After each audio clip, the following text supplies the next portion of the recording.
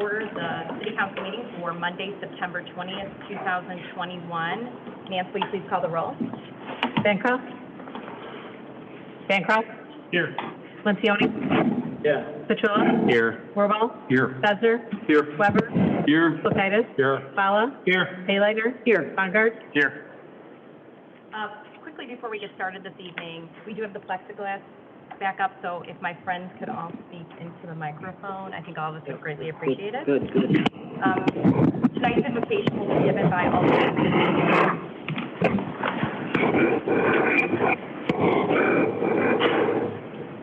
This beautiful breezy evening, we give thanks for the many blessings we have in our lives as a community of St. Charles. May we still recognize our need for your direction, seeking your guidance and wisdom as we make decisions for our city. Amen. Now please join me in the Pledge of Allegiance. I pledge allegiance to the flag of the United States of America and to the republic for which it stands, one nation under God, indivisible, with liberty and justice for all.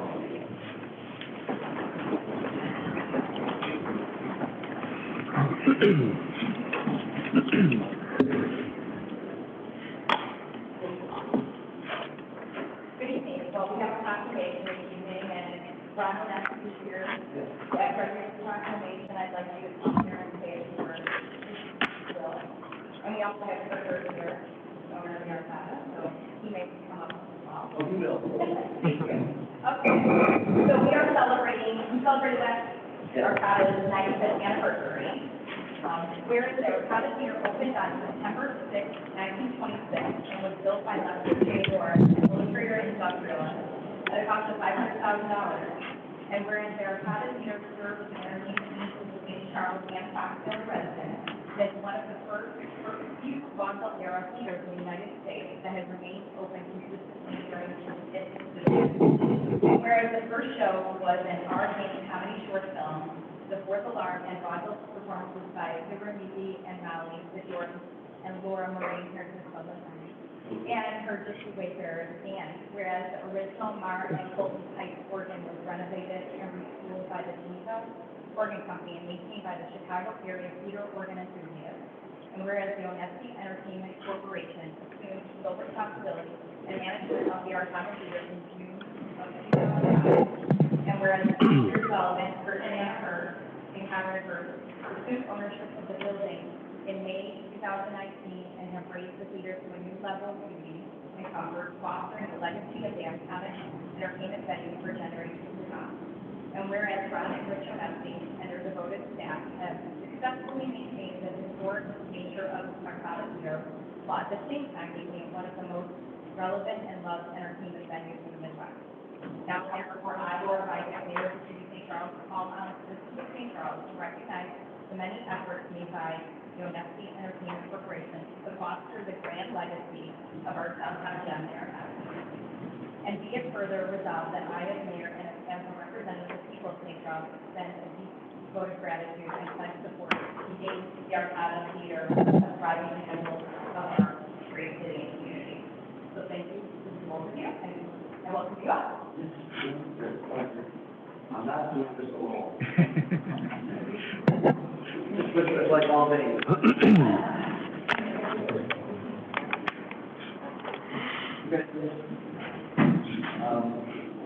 I just wanted to say thank you so much to the City Council, the mayors from DeWitt to Rodina to now Vitek, and all of the, not only the present City Council members, but the past City Council members. I've been here for 17 years now, which is pretty weird.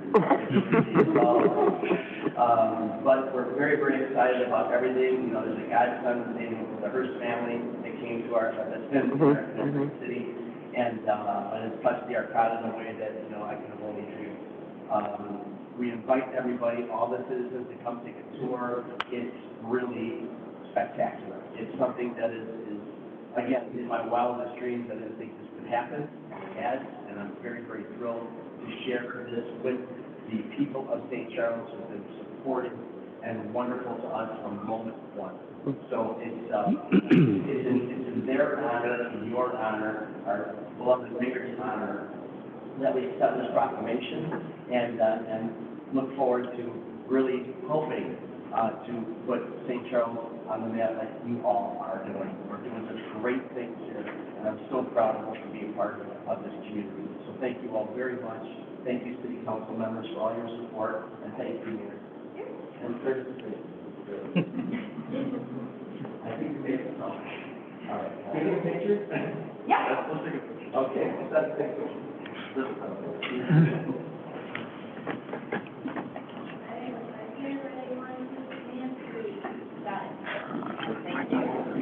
Thank you all so much. Thank you.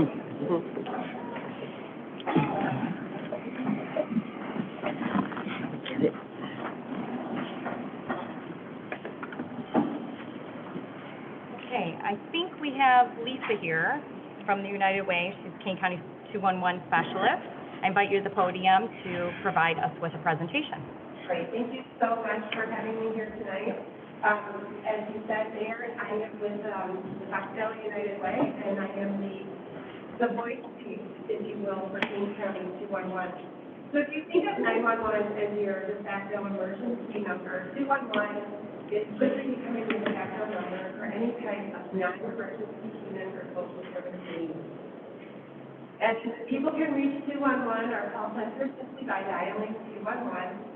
Now, a lot of people who need 211 might have a prepaid cell phone or a burner phone, and those phones cannot reach 211, so we do have a toll-free number for them. And for our young people, if you have teenagers at home who relate to this, we have texting capabilities, so people can text help to 898-211. So what happened, 211 was founded and sponsored by the United Way Worldwide. Currently, throughout most of the United States and Canada. It was originally launched in Atlanta, Georgia, in 1997. It has since become endorsed by both FEMA, the American Red Cross, in times of disaster. We brought it here in November of 2018. And it is what's sponsored by the City of United Way initially. After the Parkland shooting, the city officials and the city got together and said, what we need here if something like that happened. And the answer to that was 211, because at the time of the Parkland shooting in Florida, the entire state had 211, and so they could call 211, the residents with their information, and keep the 911 number for emergency. The 211 service is paid for here in King County, predominantly by King County government, King County schools, and some grants from the Community Foundation, as well as the Dungeon Fund and the United Way. So when someone calls 211, they speak to a real live person 24/7. If they're calling in Spanish, they're prompted to dial 1. But we also have translation services available in 150 different languages.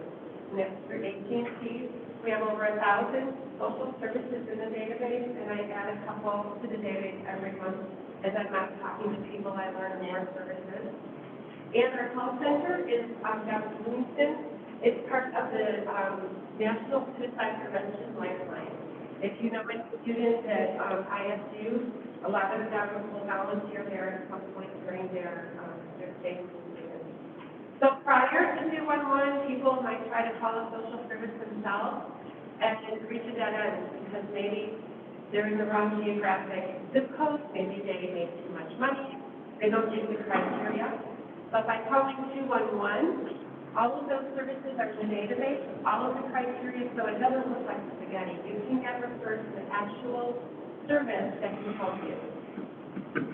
It handles basic needs. People need help paying rent, utilities during COVID. People need help paying for internet capability at home. Employment, there's a lot of opportunities here at the county for people to get training, to get apprenticeships, even people who have criminal records to find jobs. Support for seniors, people with disabilities, veterans, those are all people who have specific organizations dedicated to helping them. Programs for people, young families, some people who need tutors, or some help to get their kids off the street, or even counseling for kids. We have run into a lot of that need in the last year or two. Also, any type of physical or mental health resources. So people can call for support groups.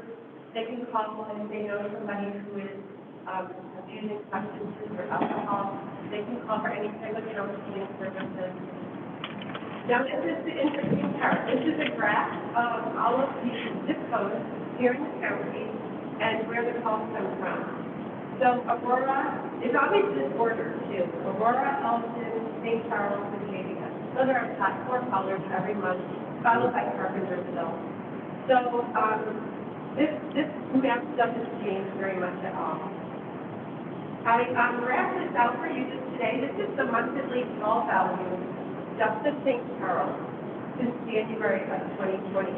So you can see the original spike in March of 2020 when COVID hit, and people didn't know what to do, what to think. And then we saw another really big spike this March because people were looking for where to get vaccinated. And then throughout months in between, the call volume goes up and down, which you would think is normal. We're projecting that numbers are going to continue to rise and self-sustain with us as people have lost their subsidies and the moratorium of evictions is changing. What's interesting about St. Charles is if you add all of this up and look at all these numbers, there's an average of 1 call a day coming from the 2 zip codes in St. Charles, but predominantly from 60174. And then finally, what people need from 211. So assistance with housing, and shelter, people who need help paying their rent or their mortgage, people who need food assistance, utilities. Utilities have, prior to COVID, were always number 2, but during COVID, so many people who never had needs before found themselves in need for the first time, and they didn't know how many food pantries there were or where they could go. So this is just some information about what people are calling about. I have some cards I brought with me today. Some are in English, some are in Spanish. I'll leave them with Tracy. And I hope that when you're out in the community talking to people that 211 is something you remember to bring up. Because I can't meet every person in the county. I'm counting on city officials and civic-minded individuals to help bring that information to the public. So thank you very much. Thank you very much. Does anyone on council have any questions? Well, thank you for that information. Thank you. Okay, now we do have a presentation from Chief Deacon.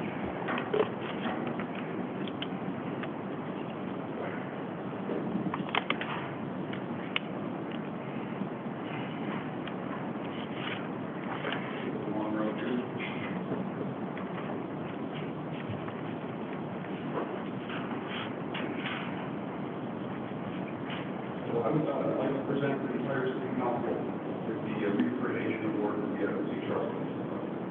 So the police department held national accreditation by the Commission on Accreditation for Law Enforcement in 1980. We became one of the first agencies at this time frame to seek accreditation.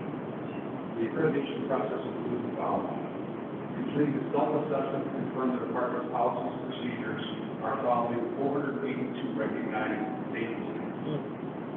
Hosting an on-site assessment by the Commission on Law Enforcement, and then receiving public comment at the end of that process. Once that was accomplished, the decision to complete national accreditation was rendered by a governing board of 21 commissioners following a public hearing and review of all supporting documentation. This includes testimony by me at the National Conference, which this year was held locally in North Carolina. Our accreditation is for a period of 4 years. During which time the police department will submit annual reports attesting to continued compliance with 482 standards. I would like to thank my entire staff for their hard work in completing and another successful state accreditation. I'm very proud of the professionalism and excellence of our department.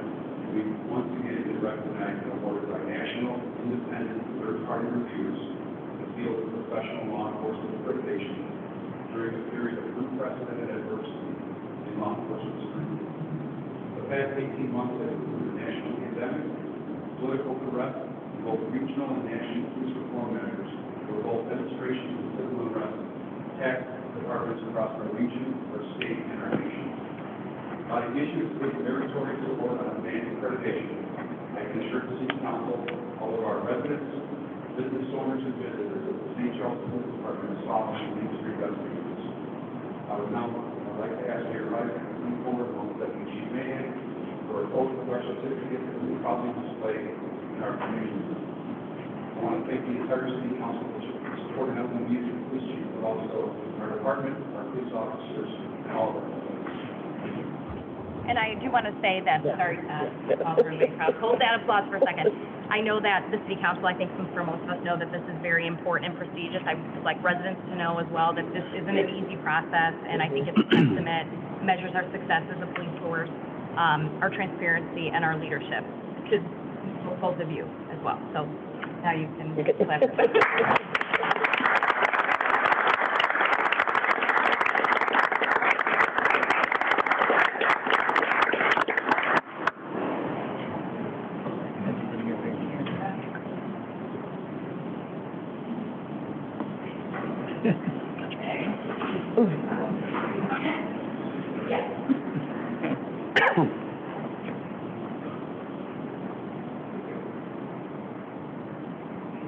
Great.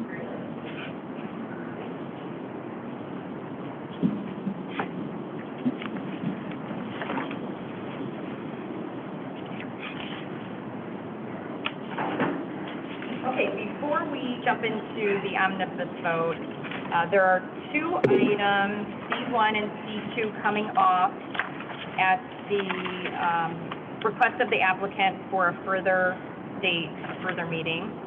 And then we also are taking off of the omnibus, but for votes individually, C6 and C10. So Alderman McKee. I'd like to make a motion to approve the omnibus vote as reflected in the Monday, September 20th, 2021 St. Charles City Council agenda, with the exception of C1, C2, C6, and C10. Second. Moved by Bancroft, seconded by Wirball. Any questions or comments?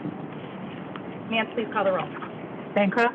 Yes. Montioni? Yes. Petrillo? Yes. Wirball? Yes. Besner? Yes. Weber? Yes. Kulkaitis? Yes. Fala? Yes. Haylander? Yes. Bongard? Yes. Item 8, motion to approve and authorize issuance of vouchers from the expenditure approval list for the period of 8/23/21 to 9/5/21 in the amount of $3,732,638. So move. Moved by Wirball, Second. second by Besner. Any questions? Nancy, please call the roll. Bancroft? Yes. Montioni? Yes. Petrillo? Yes. Wirball? Yes. Besner? Yes. Weber? Yes. Kulkaitis? Yes. Fala? Yes. Haylander? Yes. Bongard? Yes. New business, item A, recommendation to approve an ordinance confirming and extending a declared state of emergency within the city of St. Charles due to the COVID-19 pandemic until the next regularly scheduled city council meeting. So move. Second. Moved by Wirball, seconded by Bancroft. Nance, please call the roll. Bancroft? Yes. Montioni? Yes. Petrillo? Yes. Wirball? Yes. Besner? Yes. Weber? Yes. Kulkaitis? Yes. Fala? Yes. Haylander? Yes. Bongard? Yes. Item F, recommendation to approve a resolution to authorize the purchase of 3 PD Ford Interceptor Explorers and the corresponding sale of units number 1968 Squad 23, 1942 Squad 27, and 1988 Squad 20. I just have a question. Yes. What happens to the old vehicles? Are they traded in? And if so, what do we, or are you keeping those vehicles? They're put up for auction and sold. Okay, thank you. So move. Weber will second. Moved by Wirball, seconded by Weber, sorry. Any other questions? Okay, Nancy, please call the roll. Bancroft? Yes. Montioni? Yes. Petrillo? Yes. Wirball? Yes. Besner? Yes. Weber? Yes. Kulkaitis? Yes. Fala? Yes. Haylander? Yes. Bongard? Yes. Item G, recommendation to approve a resolution to award the bid for a 3-year contract for, two horrible words, snow and ice removal services. So move. Second. Moved by Wirball, seconded by Besner. Any questions? Nance, please call the roll. Bancroft? Yes. Montioni? Yes. Petrillo? Yes. Wirball? Yes. Besner? Yes. Weber? Yes. Kulkaitis? Yes. Fala? Yes. Haylander? Yes. Bongard? Yes. Thank you. Committee reports, government operations, Alderman Kulkaitis, anything further? Nothing further, Your Honor. Government services, Alderman Besner, anything further? Nothing further, Your Honor. Planning and development, Alderman Weber, anything further? Nothing further, Your Honor. I do have a few items. Wait, he's got to make the motion for 6 and 10 now. Okay, yeah. Yeah. Oh, yes, fine. Thank you. Item number 6, motion to approve an ordinance extending the temporary outdoor dining program for public property to April 15th, 2022. Alderman Paylor. Yeah, you know me, I like to put in my 2 cents. A family funeral precluded me from being at the meeting, but just so you know, I'm all for it, so everybody can, take a deep breath. It's okay. I just want to, again, make my stance that what we're doing is offering public space with temporary private use allowed. In the future, it's still to be decided, but I need it to be clear, and I'm not sure it was the news blurb I saw, but that's editing, I guess, because I haven't had a chance to read minutes yet, that that the plazas will remain mainly public use with a future, which I think was brought up at the meeting, with a future conversation on allowing some permitted private use. I see this not as a city property we're looking to lease out. I don't see us in the leasing business, but rather city property with public use priority that may or may not be permitted private use. Thank you. Any other comments or questions? Move for approval. Second. Moved by Bessner, seconded by Wirball. Nancy, please call the roll. Bancroft? Yes. Lencioni? Yes. Petrola? Yes. Wirball? Yes. Besser? Yes. Weber? Yes. Kulturitis? Yes. Fala? Yes. Paylighter? Yes. Bongard? Yes. Okay. Item number 10, motion to accept and place on file minutes of the August 16, 2021 Planning and Development Committee meeting. Your Honor, I just want to make a correction on page 4. It said that Alderman Petrilla made a motion to approve a general amendment, when in fact it was Alderman Payleitner who made the motion, which is backed up on page 5 when it says Alderman Payleitner said her motion was meant only, so just a typo probably. Okay, motion with that. So, Amendment. yes, I would like that corrected, yes. Okay, thank you.